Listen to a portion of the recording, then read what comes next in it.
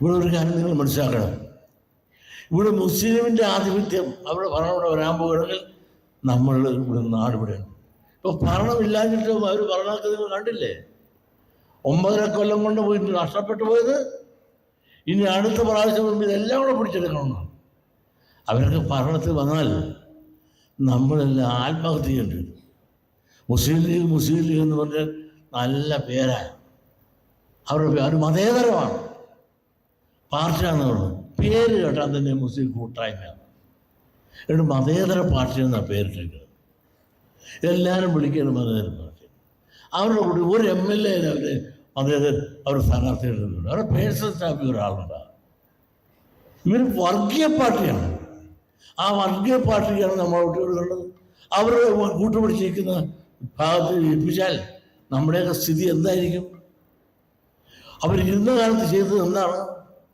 ഇനി മണ്ണാലുള്ള സ്ഥിതി വരുന്നതിന് മുമ്പ് തന്നെ പ്രഖ്യാപനങ്ങൾ കണ്ടില്ലേ? ഈ പ്രഖ്യാപനങ്ങൾ നടപ്പിലാക്കാനാണ് അവരുടെ മതരാഷ്ട്രമുള്ളവരാണ് അവരുടെ താല്പര്യം. അവരെന്ന് പറഞ്ഞാൽ സത്യത്തിൽ പറഞ്ഞാൽ നല്ല വർണ്ണക്കടലാസിൽ പൊതിഞ്ഞു വെച്ചിരിക്കുന്ന ഒട്ടാസ് സൈനൈഡാണ് ഈ ലീഗ് എന്ന് പറഞ്ഞാൽ. അത് തൊട്ട അപ്പം ചത്തുപോകും. അവർക്ക് മനുഷ്യത്വവും മര്യാദയും ഒരു വകതിനും അഴിയ പോയിട്ടില്ല. കിസ്റ വിറച്ചുപോയ, കൈസർ വിറച്ചുപോയ ലോകം മുഴുവനും അല്ല, ഈ മഹത്തായ മരണമനോഹരമായ മഴവിൽ മനോഹാരിത കൊണ്ട് അനുഗ്രഹീതമായ ലോകത്തെ ഏറ്റവും വലിയ മതേതരത്വ രാജ്യമാകുന്ന ഇന്ത്യ ഇന്നലെയല്ലേ 947 നിന്ന് ഇന്നലെ 2025 ഓഗസ്റ്റ് 15-ാം തീയതി എത്തിയപ്പോൾ 78 വർഷം കഴിഞ്ഞിട്ട് 79ലേക്ക് കാലെടുത്തു വെക്കുന്ന ഈ രാജ്യത്തിന്റെ സ്വാതന്ത്ര്യത്തിന്റെ ശുദ്ധവായു നമ്മൾ ശ്വസിക്കുകയാണ്. സുന്ദരമായ മനോഹരമായ രാജ്യത്തിന്റെ സ്വാതന്ത്ര്യം നമുക്ക് കിട്ടി. വെള്ളക്കാരെ നമ്മളെ പുറത്താക്കി, അല്ലേ? വെള്ളക്കാരെ പുറത്താക്കി, ഒരുമിച്ച് നിന്ന് വെള്ളക്കാരെ നമ്മളെ പുറത്താക്കി. ഇനിയും നമ്മൾ ഒരുമിക്കേണ്ടിയിരിക്കുന്നു. എന്തിനാ? വെള്ളക്കാരെ പുറത്താക്കാൻ എല്ലാവരും ഒരുമിച്ച് നിന്നു. ഹിന്ദുവും മുസൽമാനും ക്രിസ്ത്യനും എല്ലാവരും ഒരുമിച്ച് നിന്നു വെള്ളക്കാരെ പുറത്താക്കി. ഇനിയും നമ്മൾ ഒരുമിച്ച് നിൽക്കണം കൊള്ളക്കാരെ പുറത്താക്കാൻ. വെള്ളക്കാരെ പുറത്താക്കിയതുപോലെ കൊള്ളക്കാരെ പുറത്താക്കണം. രാജ്യത്തില് അവസ്ഥ പരിതാപകരമാണ്. രാജ്യത്തിന്റെ മഴവിൽ മനോഹാരിത കെട്ടുപോയി. വിഭജനത്തിന്റെ 78 വർഷം എന്ന് പറഞ്ഞ് പരിചയപ്പെടുത്തി. വിഭജനത്തിന്റെ പേരിൽ, ദുരാഷ്ട്രത്തിന്റെ പേരിൽ ഏറ്റവും കൂടുതൽ സങ്കടം അനുഭവിച്ചതും നീറ്റൽ അനുഭവിച്ചതും വേദനകൾ അനുഭവിച്ചതും ഈ സമുദായമാണ്. നമ്മൾ മറന്നുപോയിട്ടില്ല. ഏറ്റവും കൂടുതൽ വിഭജനത്തിന്റെ പേരിൽ അനുഭവിച്ച പീഡനങ്ങളും വേദനകളും ഈ സമുദായമായിരുന്നു. എന്നാൽ ഈ സമുദായത്തിന്റെ നേതാക്കന്മാരായ മതകലാലയങ്ങളിൽ പരിശുദ്ധമായ ദീനീ പ്രസ്ഥാനങ്ങളിൽ പരിശുദ്ധ ഖുർആനും തിരുവചനങ്ങളും പഠിപ്പിച്ചുകൊണ്ടിരുന്ന നെഞ്ചറ്റമ്പര ദാടിരോമങ്ങളുള്ള മതപണ്ഡിതന്മാരെ ബ്രിട്ടീഷ് പട്ടാളം പിടിച്ചുകൊണ്ടുപോയിട്ട് വൃക്ഷശിഖരങ്ങളിൽ കെട്ടിത്തൂക്കി. കാല് മുകളിലും തല താഴെയുമായിട്ട് കെട്ടിത്തൂക്കിയിട്ട് ഇംഗ്ലീഷ് അക്ഷരമാലകളുടെ കോലത്തിലും രൂപത്തിലും കെട്ടിയിട്ടിട്ട് പാവപ്പെട്ട മുസ്ലിം പണ്ഡിതന്മാരുടെ നെഞ്ചിലേക്ക് നിറയൊഴിച്ച് ഒരിക്കലും ആരുടെ മുമ്പിലും പാദസേവ ചെയ്യാത്ത, ആരുടെ മുമ്പിലും ആരുടെ ഷൂവിന്റെ അടുക്കലും നമ്മുടെ മുഖം ചേർത്ത് വെക്കാത്ത നിലയിൽ ഈ രാജ്യത്തിന്റെ ഇന്നലകളിൽ നമ്മുടെ പ്രിയപ്പെട്ട നേതാക്കന്മാര് രാജ്യത്തിന്റെ ഭരണഘടനാ ശില്പികളുടെയും രാജ്യത്തിന്റെ ഈ സ്വാതന്ത്ര്യത്തിന് വേണ്ടി കഷ്ടപ്പെട്ട നേതാക്കന്മാരോടൊപ്പം ചേർന്ന് നിന്നുകൊണ്ട് ഈ രാജ്യത്തിന്റെ സ്വാതന്ത്ര്യത്തിന് വേണ്ടി പോരാടി. എന്റെ പ്രിയപ്പെട്ട സഹോദരങ്ങൾ മനസ്സിലാക്കണം, ഈ ഇന്ത്യ മഹാരാജ്യം, ഞാൻ പറഞ്ഞു വരുന്നത്, ഈ ഇന്ത്യ മഹാരാജ്യത്ത് നമുക്കറിയുന്നത് പോലെ ഇത്രയും വലിയ ഒരു മഹാ സ്വാതന്ത്ര്യം നമുക്ക് ലഭിച്ചു. എത്ര വളരെ സന്തോഷമാണ്. ഈ പരിശുദ്ധമായ നമ്മുടെ മണ്ണ് അള്ളാഹു നമുക്ക് എക്കാലവും ഈ സ്വാതന്ത്ര്യവും ഈ സമത്വവും ഐക്യവും സാഹോദര്യവും നീതിയും ധർമ്മവും നിലനിർത്തി കൊണ്ടുപോകാൻ അള്ളാഹു നമുക്കും നമ്മുടെ പരമ്പരകൾക്കും അള്ളാഹു തൗഫീക്ക് തരട്ടെ. എത്ര മനോഹരമായ രാജ്യമാണ് പ്രിയപ്പെട്ട സഹോദരങ്ങളെ. വിശുദ്ധ ഖുർആൻ, ഞാൻ പറഞ്ഞത് വിശുദ്ധ ഖുർആൻ ആര് മുറുകെ പിടിക്കുന്നുവോ ആ മുറുകെ പിടിക്കുന്ന ഒരുത്തനും പരാജയപ്പെട്ടു പോകില്ല. ഞാൻ പറഞ്ഞല്ലോ, ഈ പ്രവിശാലമായ ഇന്ത്യ മഹാരാജ്യം, ഈ രാജ്യത്ത് ഏതെങ്കിലും ഒരു ഭരണാധികാരിയുടെ ഭരണം കിട്ടിയെങ്കിൽ എന്ന് ഈ രാജ്യത്തിന്റെ രാഷ്ട്രപിതാവ് കൊതിച്ചിട്ടുണ്ടെങ്കിൽ അത് ആരുടെ ഭരണമാണ്? ഖലീഫ ഉമറുൽ ഫാറൂഖ് റളിയല്ലാഹു അൻഹുവിന്റെ ഭരണം. ആലോചിച്ചൊക്കെ, ചെറിയ കാര്യമാണോ? ഉമർ റളിയല്ലാഹു തആല അൻഹുവിന്റെ ഭരണം ഇന്ത്യയിൽ കൊണ്ടുവന്നിരുന്നെങ്കിൽ കൊള്ളാമായിരുന്നു എന്ന് കൊതിച്ചത് വലിഞ്ഞു കയറി വന്ന ഏതെങ്കിലും ഒരാളല്ല. പിന്നെയോ, ഈ രാജ്യത്തിന് വേണ്ടിയിട്ട് രാഷ്ട്രത്തിന്റെ പിതാവെന്നറിയപ്പെടുന്ന, രാഷ്ട്രപിതാവെന്ന് വാഴ്ത്തപ്പെടുന്ന, ഈ രാജ്യത്തെ ഓരോ ജനാധിപത്യ വിശ്വാസികളും നെഞ്ചിലേറ്റുന്ന മഹാനായ മഹാത്മജി, ആ മഹാത്മാഗാന്ധി പറയാണ് രാജ്യത്ത് ഖലീഫ ഉമറിന്റെ ഭരണം വേണം, കൊള്ളാം എന്ന്. എന്തുകൊണ്ടാണ്?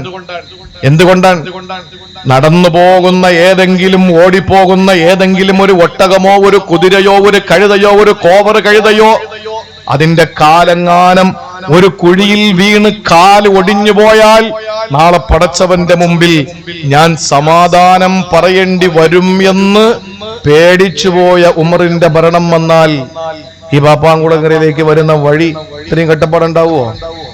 നമ്മുടെ ഹൈവേകൾ പ്രശ്നം ഉണ്ടാവുമോ? നമ്മുടെ ഈ രാജ്യം എത്ര സുന്ദരമായിരിക്കും ഒന്ന് ആലോചിച്ച് നോക്കിയേ. ഒരു മനുഷ്യനെന്നല്ല, ഒരു മൃഗം, ഒരു പൂച്ചയുടെയോ ഒരു പട്ടിയുടെയോ ഒരു ആടിന്റെയോ കാല് ആ പോകുന്ന വഴിയിൽ കുഴിയിൽ വീണ് ഒടിഞ്ഞു പോയാൽ ഈ ഉമർ റബ്ബിന്റെ മുമ്പിൽ പിടിച്ചു നിർത്തപ്പെടുമെന്ന് പേടിച്ചു പോയ ഉമർ ഇബ്നുൽ ഖത്താബ് റളിയല്ലാഹു അൻഹു, കിസ്റ പേടിച്ചുപോയി, കൈസർ വിറച്ചുപോയി. ഒരു പെണ്ണും ഇന്നുവരെ അങ്ങനെ ഒരു ധീരനായ ഒരു ഭരണാധികാരിയെ പ്രസവിച്ചിട്ടില്ല, ഇനിയൊട്ടും പ്രസവിക്കുകയുമില്ല. ഒരു പ്രതീക്ഷയും നമുക്ക് വേണ്ട. അത്രയും വലിയ ഭരണാധികാരി ഖലീഫ ഉമറുൽ ഫാറൂഖ്. അറിയല്ലോ, ഉമർ റളിയല്ലാഹു അൻഹു പൂച്ചക്കാരും മണി കെട്ടുമെന്ന് ചോദിച്ചതുപോലെ ദാറുൻ നദുവയിൽ വെച്ചൊരു യോഗം കൂടി മുഹമ്മദ് നബിയെ കൊല്ലണം. എല്ലാരും പറഞ്ഞു കൊല്ലണം, അതൊരു തർക്കമില്ല. എല്ലാരും പറഞ്ഞു കൊല്ലണം. മുഹമ്മദിനെ കൊന്നല്ലാതെ ആർക്കും പിന്നെ രണ്ടാമതൊരു അഭിപ്രായമില്ല. മുഹമ്മദിനെ കൊന്നേ പറ്റൂ. ശരി, ആ കാര്യത്തിൽ നമ്മൾ ഏകോപിച്ചു. ആര് കൊല്ലും? ഞാൻ കൊല്ലില്ല. എല്ലാരും ഒഴിഞ്ഞു.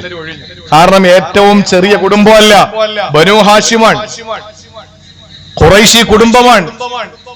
ആരാ മുഹമ്മദിനെ കൊല്ലുക? ആ സമയത്ത് യാതൊരു ഉളുപ്പുമില്ലാതെ, യാതൊരു അറപ്പുമില്ലാതെ, യാതൊരു വെറുപ്പുമില്ലാതെ, ഒരു പേടിയുമില്ലാതെ ചാടി എണീച്ചു ഖത്താബിന്റെ മകൻ, ഹംദമയുടെ മകൻ. ഒരു കാലഘട്ടത്തിൽ മലമടക്കുകളിൽ ആട്ടിൻപറ്റങ്ങളെ മേച്ചു നടന്ന് യുവാവായപ്പോൾ സിറിയയിലേക്ക് പോയി പട്ട് കച്ചവടം നടത്തി, പട്ടുവസ്ത്ര കച്ചവടം നടത്തി ഉക്കാല ചന്തയുടെ മുതലാളിയായി മാറിയ ഖത്താബിന്റെയും ഹംദമയുടെയും മകൻ ഉമർ എഴുന്നേറ്റു. എന്നിട്ട് പറഞ്ഞു, ഞാൻ കൊല്ലാം. ഊരിപ്പിടിച്ച വാളുമായിട്ട് പോകുന്ന വഴിയിൽ ആദ്യം നിന്റെ കുടുംബത്തെ പോയി നന്നാക്കണോ എന്ന് പറഞ്ഞു തന്റെ ഇടത്തോടെ. നിന്റെ സഹോദരി മുസ്ലിമായിരിക്കാണെന്ന് പറഞ്ഞു. വന്നു. ഖുർആൻ പഠിപ്പിക്കപ്പെട്ടുകൊണ്ടിരുന്ന ഫാത്തിമ എന്ന സഹോദരിയുടെ കയ്യിലിരിക്കുന്ന ഖുർആൻ ചോദിച്ചു, ഇങ്ങോട്ട് തായോ? ഇല്ല, അതിനുള്ള യോഗ്യത നിനക്കില്ല. മുഖത്തേക്ക് കൈ കൊണ്ട് ആ പാവപ്പെട്ട സഹോദരിയുടെ കപോലത്തിലേക്ക് അടിച്ചപ്പോൾ മുഖത്തേക്ക് അടിവീണ ആ പ്രിയപ്പെട്ട സഹോദരിയുടെ കയ്യിൽ നിന്ന് തെറിച്ചു പോകുന്ന ഖുർആനിനെ ഓടിച്ചെന്ന് എടുക്കുമ്പോ തന്റെ പരിശുദ്ധ ഖുർആനിന്റെ വിശുദ്ധി കാത്തു സൂക്ഷിക്കുമ്പോഴും കവിൽത്തടം ഊതി വീർക്കുന്ന ആ നിലയിൽ തന്റെ പ്രിയപ്പെട്ട ഖുർആനോട് കാണിക്കുന്ന അദമ്യമായ സ്നേഹവും ആദരവും കണ്ടിട്ട് ഇതെന്താണ് ഈ ഖുർആൻ, ഒന്ന് താ നോക്കട്ടെ. ഉരിപ്പിടിച്ച വാളുമായിട്ട് നബിതങ്ങളെ കൊല്ലാൻ വേണ്ടി വന്ന ഖത്താബിന്റെ ഹംദമയുടെ മകൻ ഉമർ റളിയല്ലാഹു അൻഹു, ഖുർആൻ വിരോധിയായ ഉമർ.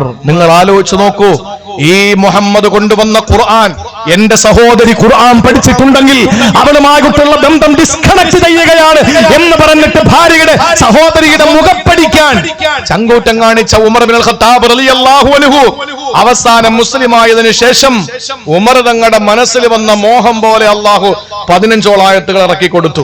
അറിയോ, ഒരു കാര്യത്തെ പറ്റി ആലോചിക്കാൻ ഇങ്ങനെ ഒരു നിയമം ഉണ്ടായിരുന്നെങ്കിൽ കൊള്ളാം. അള്ളാഹ് സെക്കൻഡിൽ ആയത്തിറക്കി കൊടുത്തു. മദ്യനിരോധനം ആരുടെ മനസ്സിന്റെ ആഗ്രഹമാണ്? ഉമർ ഫാറൂഖ് റളിയല്ലാഹു അൻഹുവിന്റെ. ഉംറയ്ക്ക് പോയി തവാഫ് കഴിഞ്ഞാൽ എന്താ ചെയ്യാ? ഉംറയ്ക്ക് പോയൊരു കൂട്ടത്തിലുണ്ടല്ലോ, ഹജ്ജിന് പോയവരുണ്ടല്ലോ. 7 ചുറ്റൽ കഴിഞ്ഞ പിന്നെ എന്താ ചെയ്യാ? ഒന്ന് ഓർത്തു നോക്കിയേ, ഒന്ന് റിവൈൻഡ് ചെയ്ത് നമ്മുടെ മനസ്സിനെ പോയപ്പോൾ ഉള്ളത്. 7 തവാഫ് കഴിഞ്ഞാൽ നമ്മൾ സഈ ചെയ്യാൻ വേണ്ടി പോകും. ആ സഈ ചെയ്യുന്നതിന്റെ ഇടയിൽ തവാഫിൻ കഴിഞ്ഞാൽ പിന്നെ നമ്മൾ ചെയ്യുന്ന ഒരു പരിപാടി ഉണ്ട്. എന്താണ്? ആർക്കെങ്കിലും ഓർമ്മ ഉണ്ടോ?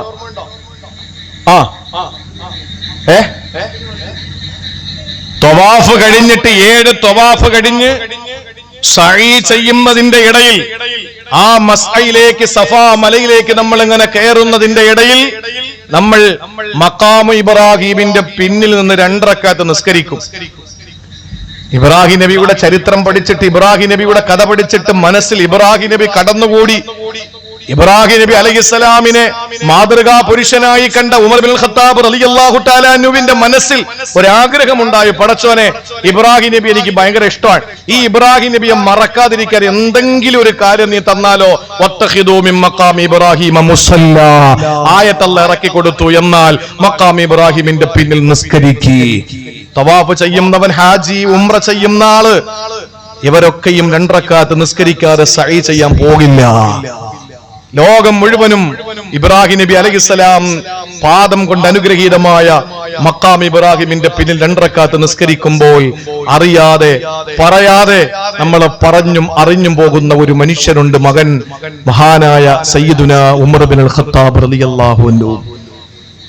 ഈ മൂടുപടമണി എന്ന പരിപാടി ഉണ്ടായിരുന്നില്ല ആദ്യം. ഹിജാബ്.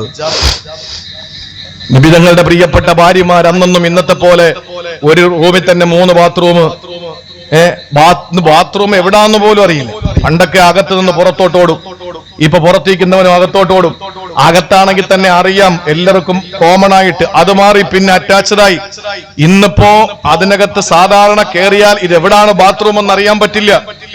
ഒരു വീട്ടിൽ പോയപ്പോ ബാത്റൂം, വാഷ്റൂം ഇല്ലെന്ന് ചോദിച്ചു. ഉണ്ടല്ലോ, ഞാൻ പഠിച്ച പണി 18 നോക്കിയിട്ട് വാഷ്റൂം കാണുന്നില്ല.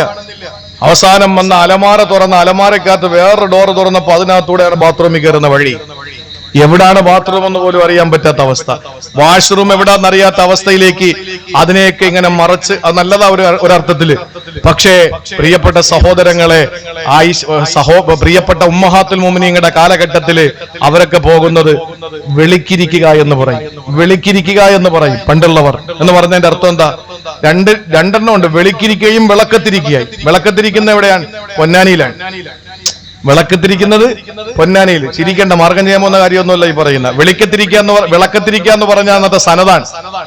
മന്നാനിയിൽ പോയി ഞങ്ങൾ മന്നാനി എടുത്തു, ഫൈസാബാദിൽ പോയി ഉസ്താദ് ഫൈസി എടുത്തു, ബാക്കിയാത്തിൽ പോയി ചില ആളുകൾ ബാക്കവി എടുക്കും, ദയ്യുബന്ദിൽ പോയി കാസിമി എടുക്കും, ബാംഗ്ലൂരിൽ പോയി റഷാദി എടുക്കും, അല്ലേ, കോഴിക്കോട് പോയി ദാരിമി എടുക്കും.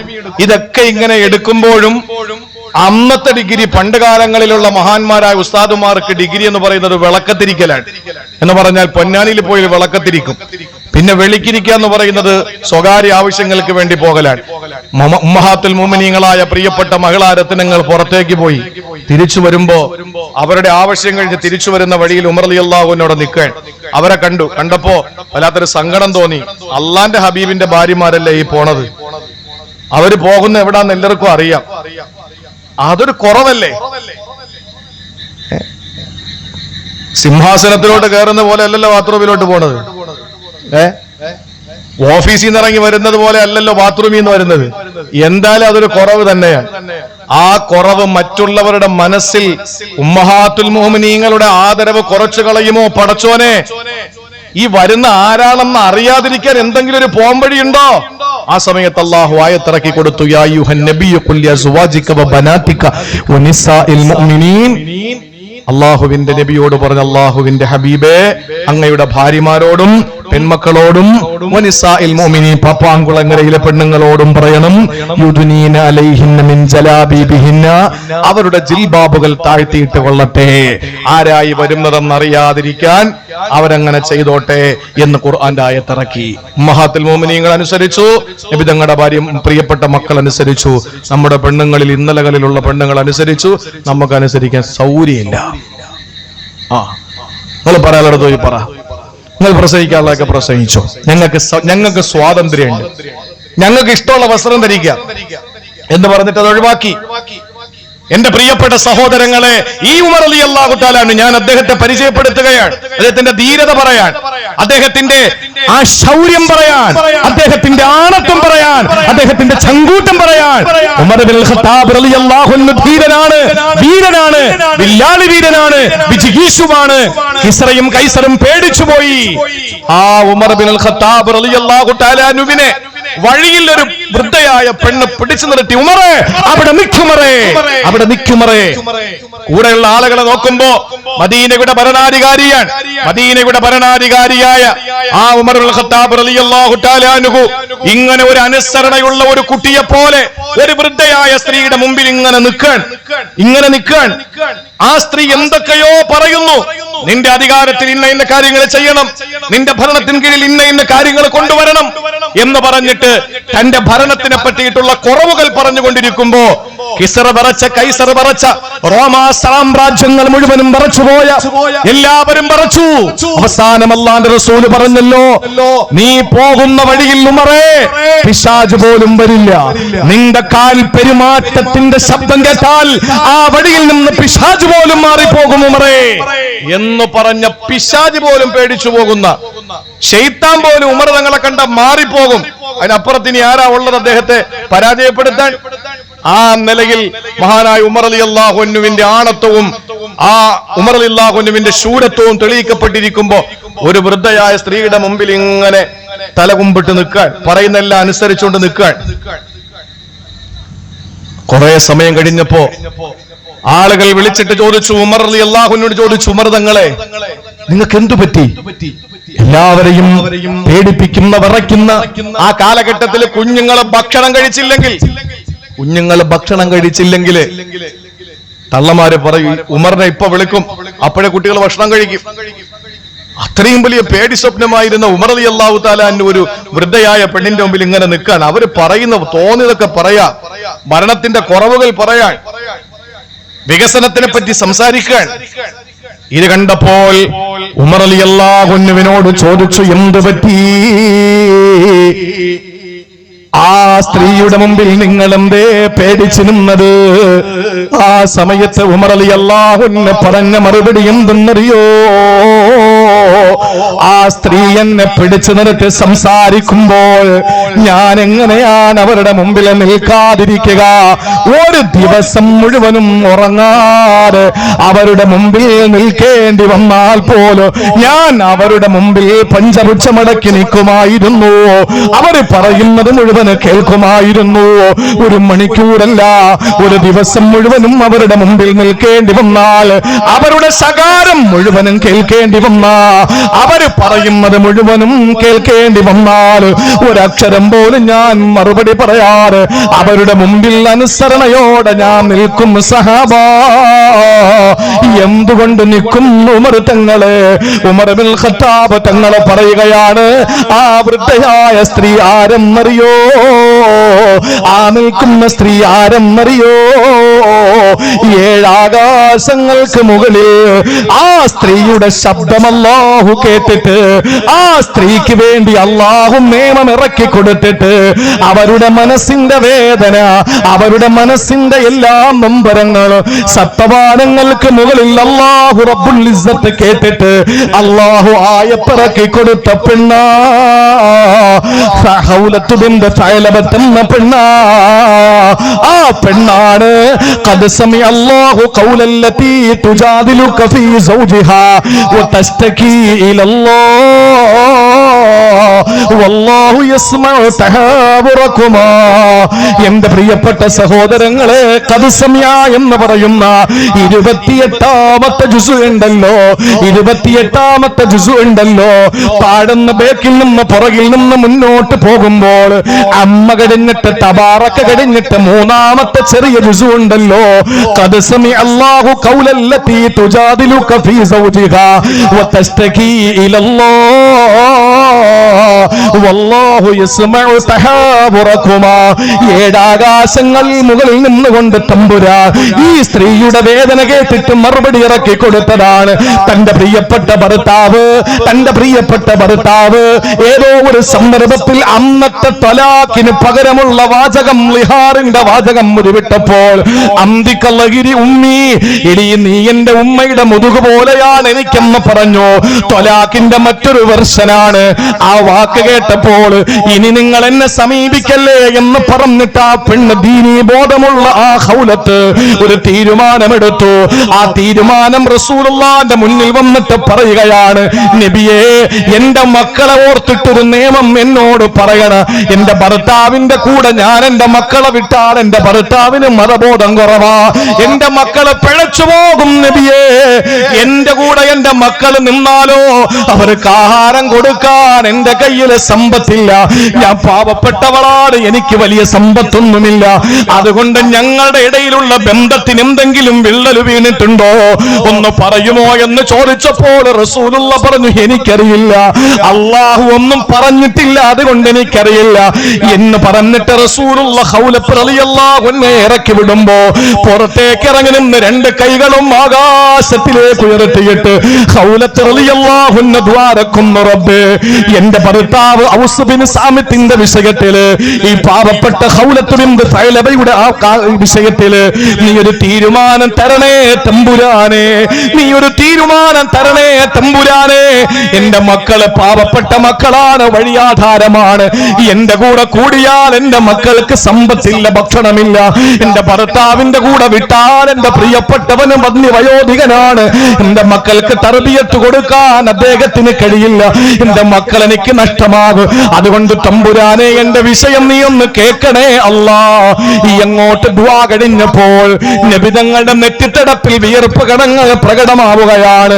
നസലൽ അമീനു മലക്ക് ജിബ്രീൽ ഏഴാകാശങ്ങൾക്ക് മുകളിൽ നിന്ന് ഇറങ്ങി വരികയാണ്. ഓതിക്കൊടുക്കുന്നു, നബിയേ, അങ്ങയുടെ മുമ്പിൽ വന്ന സങ്കടം ബോധിപ്പിച്ച ഖൗലയെ തിരിച്ചു വിളിക്കൂ നബിയേ. എന്നിട്ട് പറയൂ നബിയേ, ഖദ് സമിഅ അല്ലാഹു ഖൗലല്ലതി തുജാദിലുക ഫീ സൗജിഹാ വതസ്തകീ ഇലല്ലാഹ് വല്ലാഹു യസ്മഉ തഹാവുറകുമാ. പറയൂ നബിയേ എന്ന് പറഞ്ഞിട്ട് അല്ലാഹുവിന്റെ റസൂലിനെ കൊണ്ട് തിരിച്ചു വിളിപ്പിച്ചിട്ട് വിശുദ്ധ ഖുർആനിന്റെ നിയമനിർമ്മാണം നടത്തിയ പെണ്ണാണ് ആ പെണ്ണ്. ഖുർആൻ അല്ലാഹു ഇറക്കി കൊടുക്കുന്നതിന് കാരണക്കാരിയായ പെണ്ണ്. ആ പെണ്ണ് എത്ര പറഞ്ഞാലും ഞാൻ കേട്ടുകൊണ്ട് നിൽക്കൂ. ആ സ്ത്രീ എന്നെ വിടാതെ പിന്തുടർന്നാലും ഞാൻ അനുസരിക്കൂ.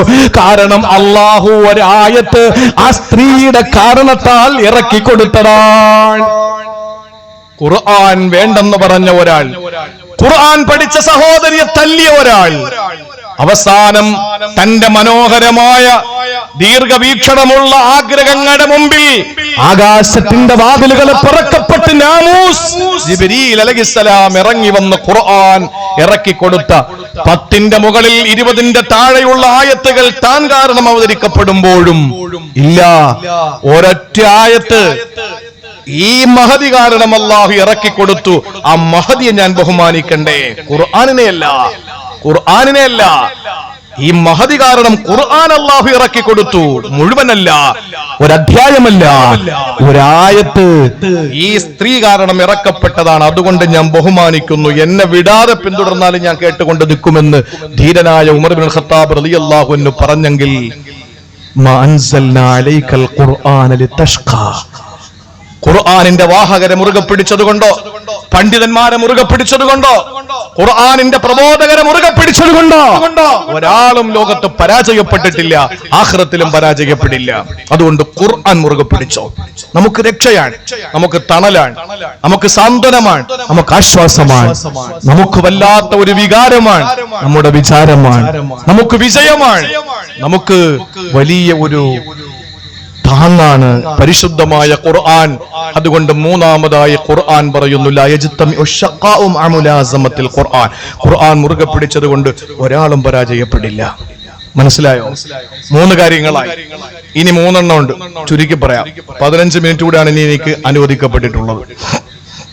ആകെ 15 മിനിറ്റ് 3 കാര്യങ്ങൾ പറയും. ഇൻഷാ അല്ലാഹ് ദുആ ചെയ്യും. 11:30 മണിക്ക് നമ്മൾ എന്ത് ചെയ്യും?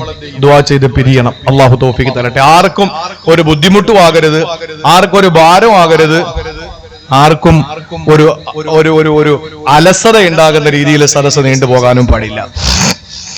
സംഘാടകർ ഇൻഷാ അല്ലാഹ് എന്താണോ നമുക്ക് ഇനി നമ്മുടെ ഇതുമായി ബന്ധപ്പെട്ട് നമുക്ക് എന്താണ് വേണ്ടതെന്നുള്ള വിവരം ഇൻഷാ അല്ലാഹ് ഈ സംഘാടകർ എന്നെ അറിയിക്കണം. നമുക്ക് അതുമായി ബന്ധപ്പെട്ട മുജീബ് സാഹിബ് വന്നാൽ നമുക്ക് ഇൻഷാ അല്ലാഹ് അതുമായി ബന്ധപ്പെട്ട കാര്യങ്ങൾ കൂടെ പറയാം. വിശുദ്ധ ഖുർആനിൽ അല്ലാഹു 6 സ്ഥലങ്ങളിൽ നിങ്ങൾ പരാജയപ്പെടില്ല 6 കാര്യങ്ങൾ മുറുകെ പിടിച്ചാൽ. ഒന്ന് വിശുദ്ധ ഖുർആൻ പറയുന്നു മാതാപിതാക്കൾക്ക് ഗുണം ചെയ്യണം. ഞാൻ ഇടയ്ക്കിടയ്ക്ക് ഒന്ന് ഓർമ്മപ്പെടുത്തുന്നത്, ഒരു വയല് കേട്ടിട്ട് എഴുന്നേറ്റ് പോകുമ്പോ ആളൊക്കെ കൂടി കുറെ ബ്ലോക്കായി കുറെ പണമൊക്കെ പിരിച്ചു, അതിനപ്പുറത്ത് എന്തെങ്കിലും ഒന്ന് അമല് ചെയ്യാൻ എനിക്കോ സംഘാടകർക്കോ നിങ്ങൾക്കോ കിട്ടിയാൽ അതുകൊണ്ടാണ് എനിക്ക് ഒരു ഫലമുണ്ടാവുക, അതാണ് നമുക്ക് ആഖിറത്തിൽ ബാക്കി പത്രമാവുക. അതുകൊണ്ടാണ് ഞാൻ ഇടയ്ക്കിടയ്ക്ക് ഒന്നുകൂടി പറയുന്നത്, മാതാപിതാക്കൾക്ക് ഗുണം ചെയ്താൽ ദുനിയാവിലും ആഖിറത്തിലും പരാജയപ്പെടില്ല. നമ്മൾ ദുആ ചെയ്താൽ ഒരിക്കലും ദുനിയാവിലും ആഖിറത്തിലും പരാജയപ്പെടില്ല. മൂന്നാമത് ഖുർആൻ പറഞ്ഞു, നിങ്ങൾ ഖുർആനെ മുറുകെ പിടിച്ചോ, ദുനിയാവിലും ആഖിറത്തിലും പരാജയപ്പെടില്ല. ഇനി 4, 5, 6 3 കാര്യങ്ങൾ ഞാൻ ചുരുക്കി പറയാം. 4ാമത്തെ കാര്യം, ലാ യജ്തമിഉ ശഖാഉ മഅ ഇത്തിബാഇൽ ഹുദാ. സന്മാർഗത്തെ പിന്തുടർന്നാൽ നല്ലൊരു മാർഗം. ഇവിടെ ഇപ്പോ ഈ പ്രവർത്തകർക്ക് ഞാൻ ചോദിക്കട്ടെ, ഇപ്പോ മുജീബ് സാഹിബിന്റെ അതുപോലെ നവാസ് അങ്ങനെയുള്ള കുറെ ചെറുപ്പക്കാരാണല്ലേ, ദാടിയൊക്കെ നരച്ചെങ്കിലും ചെറുപ്പമാണ്. അപ്പോ ഈ ചെറുപ്പക്കാർക്ക് ഇവിടെ ഒരു നാടകം വെച്ചെങ്കിൽ, അല്ലെങ്കിൽ ഒരു ഒരു ഒരു മറ്റേതെങ്കിലും ഒരു കാര്യം വെച്ചിരുന്നെങ്കിൽ, ഒരു ഗാനമേള വെച്ചിരുന്നെങ്കിൽ, അല്ലെങ്കിൽ ഒന്ന് വേടനെ കൊണ്ടുവന്നിരുന്നെങ്കിൽ, ഇല്ലെങ്കിൽ തൊപ്പിയെ കൊണ്ടുവന്നിരുന്നെങ്കിൽ, അല്ലെങ്കിൽ സമാനമായ ഏതെങ്കിലും ഇപ്പോ ഈ സോഷ്യൽ മീഡിയയിൽ ട്രെൻഡായി നിൽക്കുന്ന ഏതെങ്കിലും ഒരു രീതിയിൽ ഇസ്ലാമികമല്ലാത്ത ഒരു പരിപാടി വെച്ചാൽ ഇവരെ മഹല്ലിന്ന് പുറത്താക്കുവോ? ഇല്ലല്ലോ, മഹല്ലിന്ന് പുറത്താക്കില്ല. ഇവർക്ക് എന്തെങ്കിലും നഷ്ടം വരുമോ? ഒരു നഷ്ടവും വരാനില്ല. പക്ഷെ ഇവർ ഈ സമയത്തും ഈ പ്രതിസന്ധിയുടെ ഈ പ്രതികൂല കാലാവസ്ഥയിലും സാമ്പത്തികമായി പലരും പല ബുദ്ധിമുട്ടുകൾ അനുഭവിക്കുമ്പോഴും ഈ പരിപാടി ഇങ്ങനെ സംഘടിപ്പിച്ച് ഒരുപാട് പെൺകുട്ടികളെ വിവാഹം കഴിപ്പിച്ചു കൊടുത്ത് നാളെ അല്ലേ കല്യാണം, നാളെ പ്ലാവണ്ണൂർ ശ്രീ ഭഗവതി ക്ഷേത്ര സന്നിധിയിൽ എന്നെ സോഷ്യൽ മീഡിയയിലൂടെ കേൾക്കുന്ന, ലൈവിലൂടെ കാണുന്ന കേൾക്കുന്ന സഹോദരങ്ങളോട് പറയുന്നത്, നുസ്റത്തുൽ മസാക്കീൻ എന്ന് പറഞ്ഞാൽ അഗതികളെ സഹായിക്കുന്ന ഈ സംരംഭത്തിൽ, മുസ്ലിമീങ്ങളുടെ ഈ കൂട്ടായ്മയിൽ നാളെ ഒരു സാധു പെൺകുട്ടിയുടെ വിവാഹം നടക്കുകയാണ്. അത് തങ്ങളുടെ മോളല്ല, പള്ളിയിലെ ഉസ്താദിന്റെ മോളല്ല, മൊല്ലയുടെ മോളല്ല, ലബ്ബയുടെ മോളല്ല, ഈ നാട്ടിലെ ഒരു മുസ്ലിം പെൺകുട്ടിയല്ല. ശ്രീ ഭഗവതി ക്ഷേത്രത്തിൽ വെച്ച്, പ്ലാവണ്ണൂർ ശ്രീ ഭഗവതി ക്ഷേത്ര സന്നിധിയിൽ വെച്ച് നമ്മുടെ സഹോദര സമുദായത്തിൽപ്പെട്ട ഒരു പെൺകുട്ടിയുടെ വിവാഹം നടക്കുകയാണ്. അതിന്റെ ഫുൾ സാമ്പത്തികം അല്ലേ സ്വർണം, ഭക്ഷണം, അതല്ലേ ഉള്ളു. പിന്നെ വേറെന്താ ഉള്ള? വസ്ത്രം, ഇത്രയല്ലേ ഉള്ളൂ. ഇതൊക്കെ കൊടുത്തിട്ട് ഇവര് കല്യാണം നടത്തുകയാണ്. ഇത് കാണുന്ന ഈ കൊച്ചുമക്കൾ, ഈ വലിയ ഇക്കമാര് ചെയ്യുന്ന, അല്ലെങ്കിൽ മുതിർന്ന ആളുകൾ ചെയ്യുന്ന ഈ പരിപാടി ഈ കൊച്ചുമക്കൾ കാണുകയാണ്. ഈ മക്കൾ നാളെ എന്ത് ചെയ്യും? ഇവരുടെ ഈ സന്മാർഗ പാതയിൽ പിന്തുടരും. മനസ്സിലായോ? ഈ സന്മാർഗ പാത അവർ പിന്തുടരും. ഈ മക്കളുടെ മനസ്സിൽ ഇവിടെ നടക്കുന്ന വിവാഹവും സഹായവും മനസ്സിൽ ശിലയിൽ കൊത്തിവെച്ചതുപോലെ, മണലിൽ എഴുതി പിടിപ്പിച്ചതല്ല, ശിലയിൽ കൊത്തിവെച്ചതുപോലെ അവരുടെ മനസ്സിൽ അവർ കുറിച്ചിടും. ഞങ്ങളുടെ ഇക്കമാര് ഇതുപോലെ പരിപാടി വെച്ച ആളുകളിൽ നിന്ന് പൈസ സ്വരൂപിച്ച് പാവപ്പെട്ട പെൺകുട്ടികളെ കല്യാണം കഴിപ്പിച്ചയക്കാൻ നല്ല കാര്യമാണ്. ഇത് നല്ലൊരു പുണ്യമുള്ള കാര്യമാണ്. ആ കാര്യം ഇവരുടെ മനസ്സിൽ കണ്ടാൽ ഇവർ അതിനെ പിന്തുടരും. അങ്ങനെ പിന്തുടരുന്നാൽ ലാ യജ്തമിഉ ശഖാ മഅ ഇത്തിബാഇൽ ഹുദാ, സന്മാർഗം എവിടെ കണ്ടാൽ, നല്ല മാർഗം എവിടെ കണ്ടാൽ, നല്ല വഴി എവിടെ കണ്ടാൽ, നല്ല സുഹൃതങ്ങൾ എവിടെ കണ്ടാൽ അതിനെ പിന്തുടരുമോ? ഒരിക്കലും പരാജയം സംഭവിക്കില്ല. വിശുദ്ധ ഖുർആനിൽ അല്ലാഹ് പറയുകയാണ്, ഫമനിത്തബഅ ഹുദായ ഫലാ യളില്ലു വലാ യസ്ഖാ. സൂറത്ത് ത്വാഹയിലെ 123-ാമത്തെ വചനത്തിൽ അല്ലാഹ് പറയുകയാണ്, ആദം ഹവ്വ ദമ്പതിമാരെ അല്ലാഹു സ്വർഗ്ഗത്തിൽ നിന്ന് പുറത്താക്കുമ്പോ അവരോട് അല്ലാഹു പറയുന്നു, ഫമനിത്തബഅ ഹുദായ, ഞാൻ ഹുദയിറക്കുകയാണ്, സന്മാർഗത്തിന്റെ വഴി നിങ്ങൾക്ക് തുറന്നു തരികയാണ്, നേരായ മാർഗം നിങ്ങളുടെ മുന്നിൽ ഞാൻ തുറന്നു തരികയാണ്. ആരാണോ ഫമനിത്തബഅ ഹുദായ, ആ സന്മാർഗ പാതയെ പിന്തുടരുന്നവരാരാണോ, ഫലാ യളില്ലു വലാ യസ്ഖാ, അവരൊരിക്കലും നിർഭാഗ്യവാന്മാരല്ല. അവർ ഈ ലോകത്തും വിജയിക്കും, നാളെ പരലോകത്തും വിജയിക്കുന്നതാണ്. അവര് പരാജയപ്പെടില്ല.